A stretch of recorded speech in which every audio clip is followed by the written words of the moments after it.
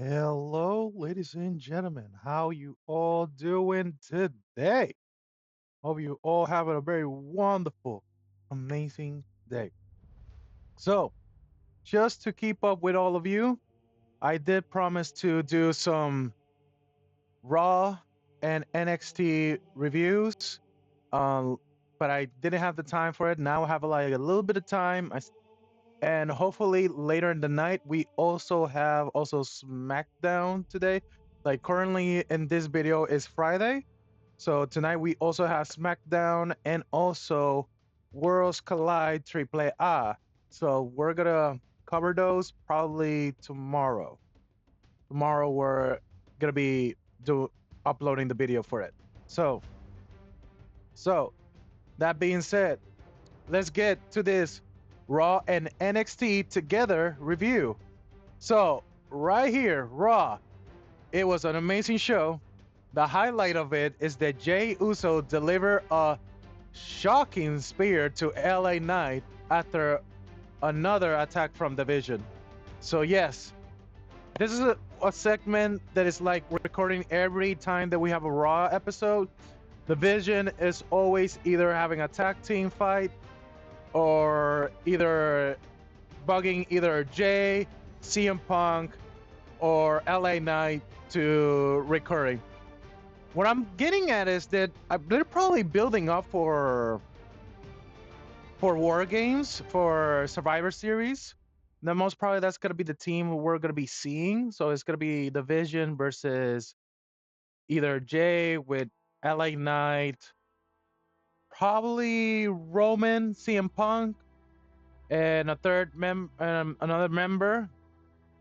I don't think Cody will be in that matchup because I think he's morely focused on his own thing now that he's more focused on the WWE Undisputed Champion, and I think he's gonna be more focused on Drew McIntyre and Randy Orton in that regard. And who knows when Kevin Owens return? He's probably gonna return for next year, most probably. Um. So yeah. So that I think that's the way why they're building up to this. And what they're also building up is another side of Jay, reason why he spilled LA Knight. So LA Knight and Jay Uso has been, not agreeing on another stuff, but Jay's brother Jimmy has LA Knight's back, and he's been helping him out and everything. They have an understanding. But Jay apparently got a little jealous and have a spear, and apparently they're good or whatnot. But it's a side that we haven't seen Jay in a while, like a little heelish turn, that probably is what they're building up, a little heelish turn. But for now, it's just like a little tease. I would rather let this burn out, like let this like slow burn, so the turn will be more executed. Just like what they did with Kevin Owens when he turned heel.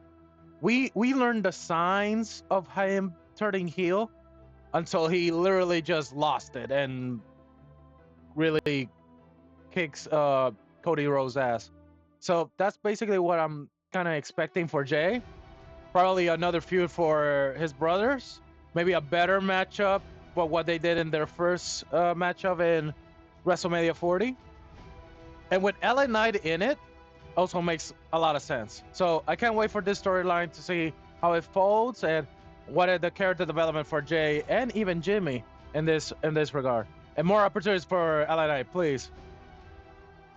Other news, we also have Rhea Ripley confronts Asuka in backstage encounter. So Asuka had a match with uh, Nikki Bella, and Nikki Bella lost, and Asuka won, and she seems like she has no problem taking anybody on.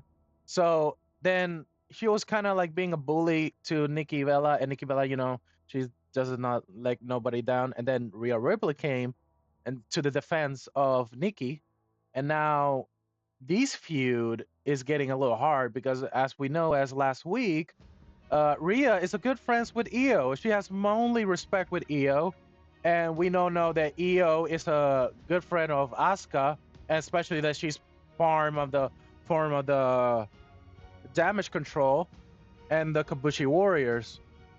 So Io being the the now facing the contender of the world heavyweight champion, the women's heavyweight champion, um, Stephanie Vaquer, that is the contender.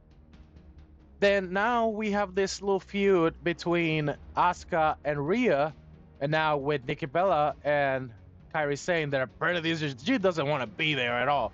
She doesn't want to be there. She's just afraid of Asuka. Asuka's just like a very mean person. But this feud is getting very good. So let's see how that goes. But probably we're gonna building on another Survivor Series or War Games match too. Maybe Team Rhea versus Team Asuka. Who knows? That could be a factor too. All right. Another thing to discuss, what we all love, is the full segment of Lee and Punk challenging Lynch and Rollins. So I love this match. I love this segment. AJ Lee still got it. She still got it. We all were excited for her return last week, and now she has her first promo in this week. And I must say, she didn't miss a beat. It was more than we expected. She focused her segment for mental health, and that is something that is super great to hear for her, because now it's like a little more realism in her promos too, and we believe it because those who know about AJ Lee's story before coming back to WWE and her 10-year absence, that we know that therapy was a big factor for her to come back, and it's a great to see her.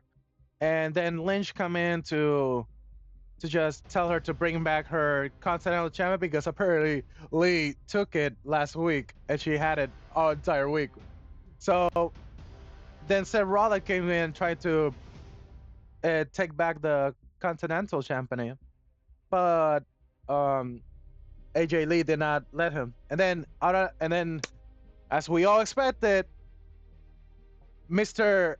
Husband of the Year, CM Punk, came to the rescue and just almost GTS Seth Rollins. And Seth Rollins says, "You want a match at WrestlePalooza? You got one.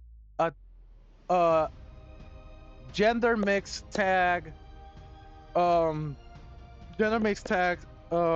match for WrestlePalooza." So WrestlePalooza is getting real good matchups. I'm not gonna lie. It's gonna be the my apologies. It's gonna be the first match for AJ Lee.